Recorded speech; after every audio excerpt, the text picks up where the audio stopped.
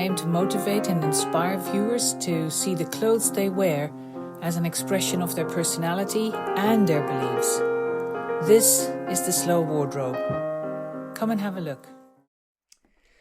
Hello, welcome to the Slow Wardrobe. Take 2 of podcast episode number 21. I have no idea, but after 45 seconds of recording, my iPhone decided to stop. So I recorded probably about 25 minutes worth of me yakking at a camera that wasn't filming anything. And I do not know how I can make sure that I can actually see that this is recording with my new way of using the other camera. I can't see what's happening, so I'm absolutely paranoid now. And I'm going to have to keep checking every now and then that we're actually still recording so I don't lose an entire half hour of talking into midair. Not that I have difficulty finding the words, but it's one way of spending the day, I guess. Okay, we're still going. So, welcome to episode 21 of the Slow Wardrobe podcast. I don't know about you, but time is speeding up. I don't know what the deal is, but it seems like I was recording yesterday and now I'm recording again now. But there's been 2 weeks in between, so I don't know how I managed that. But here we are. I have some very exciting stuff to show you today. Well, I'm extremely excited about it. But before we get into the knitting and into the layer cake, which is very closely related, even more closely related than it has been in the past, before we get into that, I want to put out a little plug for an online course that I've been attending, that I've been following by my friend Felix, aka KnitSonic. A lot of you will be familiar with her. I interviewed her in the first ever podcast episode. If you haven't seen that, I can heartily recommend it. You get a really good idea of what Felix is like as a personality if you've never met her yet. And she has developed this fabulous online course that is either 4 or 5 weeks long, and it's about bullet journaling. For those of you unfamiliar with the concept, I'm looking at my personal bullet journal. Here it is, the KnitSonic bullet journal, A5 size. I'll tell you more about that later. For those of you who are not familiar with bullet journaling, the concept of bullet journal comes from bullet point, as in a list of to-do things that you can work through and stripe off what you've done. But there's a lot more to bullet journaling than just that. And it really can be an amalgamation, a combination of a diary, a calendar, a to-do list, a gathering of ideas, creativity, scrapbooking, a place where you keep little bits and pieces that you find that you don't know what to do with yet, but for later. So it can be a bit of a notice board in that respect as well. And what you turn it into is a bit of a lot of personal preference, really. In my case, it has really galvanized my creativity and has really brought home to me that I have to record every idea that I have to ensure that ideas don't get lost. And talking of recording, I'm going to see if we're still going. I'm paranoid. Yeah, we are. We're still recording. Phew. My confidence is slowly going to be restored, I guess. Anyway, so what I'm doing is really recording all my ideas, and that's why I'm only showing you the outside of it and not the inside. There are lots of things in there that I'm not ready to share yet. So I started very faithfully with creating a calendar and then ended up not using it. And I started to create a to-do list, which I was only partially using. So I'm still kind of finding my feet and deciding which part of a bullet of the possible content of a bullet journal works for me. But you can really go to town with it. The kind of paper that is in it is a dot grid. So it's tiny little dots that are 1/2 centimeter apart, both vertically and horizontally. That makes it very easy to draw on it. So, for example, that first effort that I had made, that I was talking about at a calendar, this is what I had done, and then ended up not really using it. I'm still stuck with the calendar in my iPhone in that respect.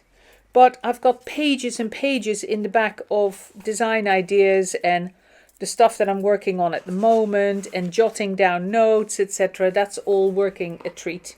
And then you can add things like washi tape, and you can put stamps in, and work with nice colourful pens.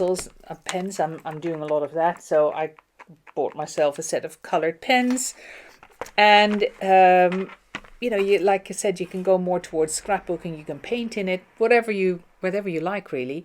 But one of the things that really appeals to me with it is that as you fill them and you move on to the next one, you've got some kind of record as to what you were busy with and what was the content of your life, what made up the different parts of the content of your life that you end up pouring into the bullet journal. When years have gone by and you look back, it's like, oh yes, that was that period that I was designing this kind of stuff, or that was that period that I had lots of appointments here or there.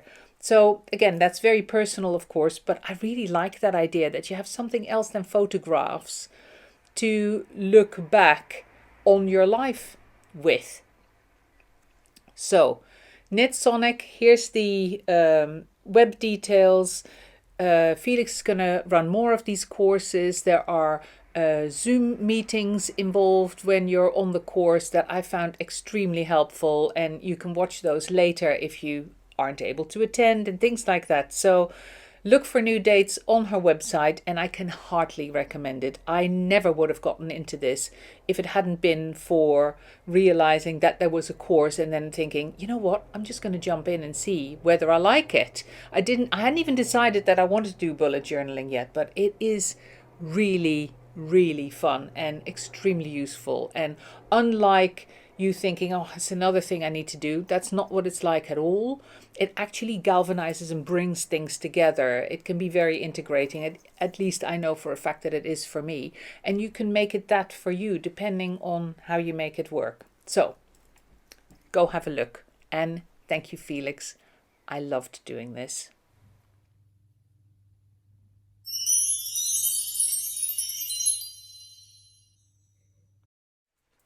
All right, so onto the shortish knitting section.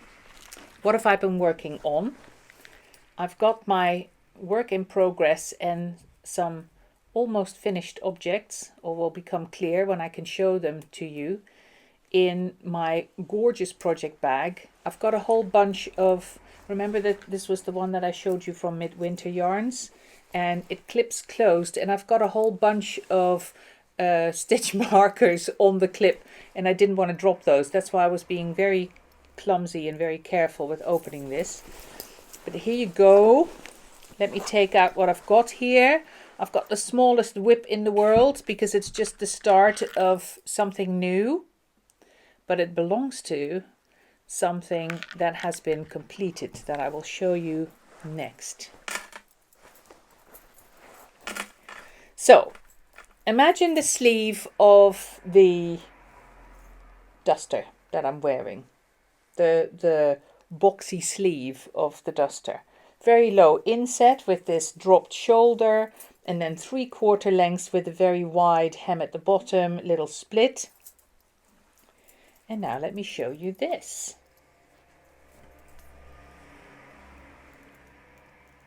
That should remind you of a sleeve as well, with that double section at the bottom and a split. So if I put this over the top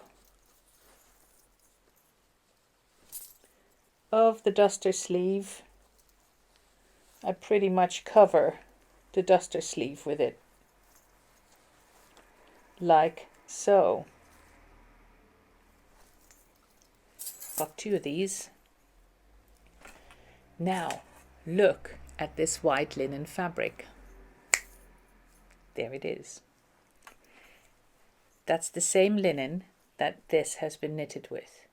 This has been plied to make it thick enough to knit with. That is just a single ply, and they weave this gorgeous white linen, of course, out of it, linen fabric. So imagine a white top, a beautiful white flowy top in that linen. And instead of sleeves, it's got these very deep armholes. And when I send that linen top to you, it comes with a hank of yarn and a pattern for sleeves. And we make it very easy to set the sleeves into the top. So the concept of buying a Layercake like this dress, the Layercake dress in the dark teal, and then having a pattern and some yarn, and whether that's linen yarn or, for example, the yak silk that I've done patterns for and designs with, that then really go with the Layercake, like this photograph, for example. See where we have the dart, the single dart and the double dart in complementary colours to the Layercakes that they're being worn with. Of course, you can go for contrasting colours if you prefer that. So that was the yak silk 2 in action, to knit something to complement a Layercake that you buy. And I really like that idea of embellishing Layercakes and embellishing garments in general, mending your garments. But I wanted to take the concept of we make something for you and you make something to go with it. I wanted to take that one step further, and this is the first execution. We make the top, you make the sleeves to set into the top. And in the case of this first design, there's more to it than just sleeves. There's also a panel that you can add. So that's all I have to show you in terms of knitting content. Still working on this pattern, but of course, can't help myself. Had to move on to this already. So the pattern is coming, but let's take a look at a complete integration of our makes in fabric and then your make in knitting, and what we can create doing that.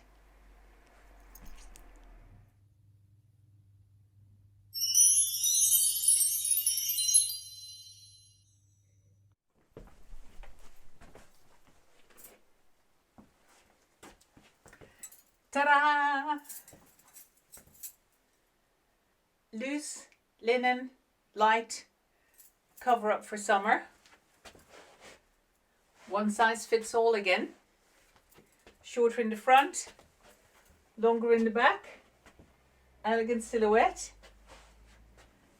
Very comfy. Worn here over a long red play suit. The red is coming back in stock, guys. It's on its way. So by the end of June, we'll be able to make red again. So if you want to pre-order any red garments that are out of stock at the moment, feel free to, because they're on their way and the wait will not be long if you place your order soon. But back to this top. It's going to be available in different colors.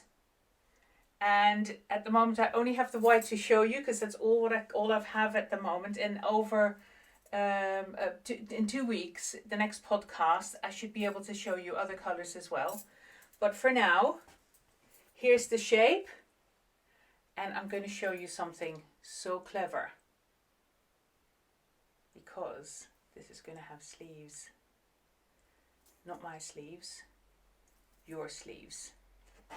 Here we go. Ta-da! Sleeves. Long sleeves. But they could, of course, be short sleeves. They could be any length you want them to be because you're going to make them. What do you think? We send you a top that is sewn, and then you knit the sleeves to go in it.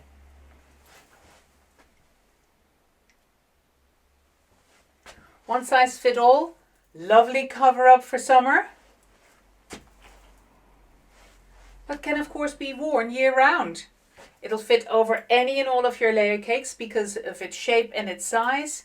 Nice and relaxed, very simple lines, and sleeves the length that you want them. So with the top come a couple of hanks of linen yarn to knit sleeves, but also to possibly knit an extra panel. I'll show you. Like this. So you'll get enough linen yarn to knit a pair of sleeves and a panel, making the front and back the same length or slightly different length still, a little bit like what I've done here. So it's just a rectangle. And the sleeves, you first knit the end piece, which is double. So you knit the hem unhemmed, if you like, then fold it over, knit the second half, then join it in the round, and then you knit up. And then it's got a slight head on the sleeve. It's not completely straight. Of course, the instructions are all going to be in a pattern.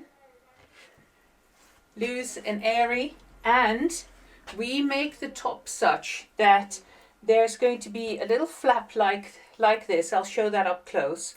A little flap that covers the edge of the knitting underneath, and then there is a little facing underneath it that you attach the knitting to. So that can be done on the machine or it can be done by hand, and then that top layer just folds over the top and stays there, stays in place, so you don't see the stitches of the attachment of the linen edge of your knitting to the fabric, to the top.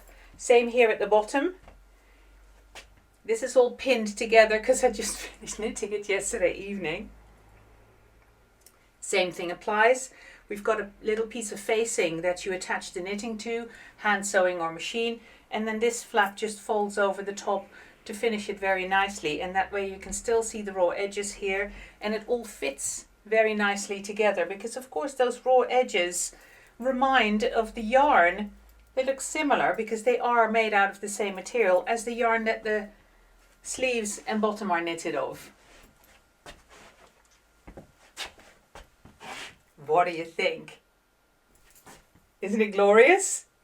Of course, it's the start of a whole ream of ideas that I have in this direction, truly bringing the sewing of the linen fabric that we do for you and the knitting of the linen yarn that you do together in one complete project. We make part of it, you make part of it, and the result is truly, truly unique. But I'm not done. I've got another one.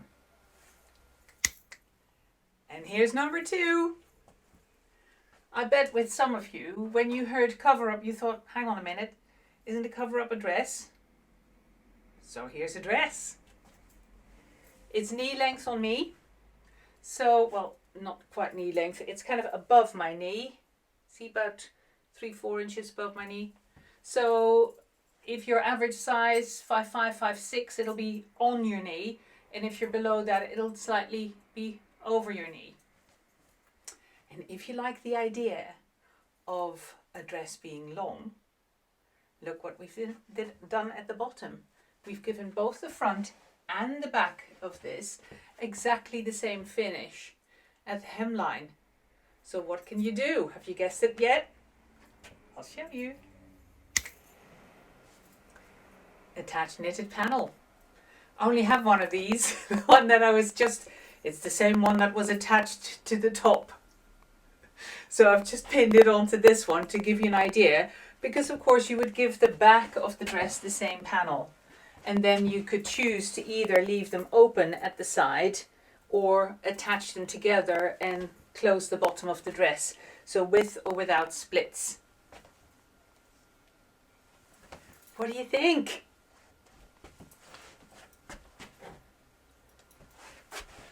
Dress made long or shorter with a knitted panel, or the top with the longer back and the shorter front to throw over your other layer cakes.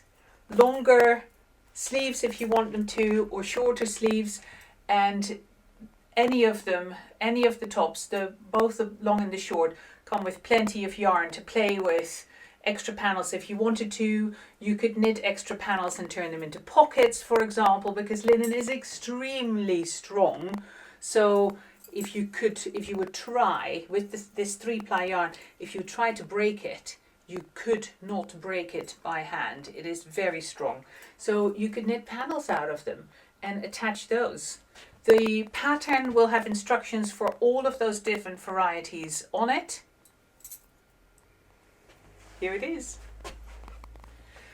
Available on the website from, I would say, the end of June, because I want to show the other colors to you. All of the colors come with matching yarn. Then we are making tops as well, of course. So give me a little bit of time. By the next podcast, I'll be able to show you all the colors, and they'll all be for sale on the website then. Hope you like them.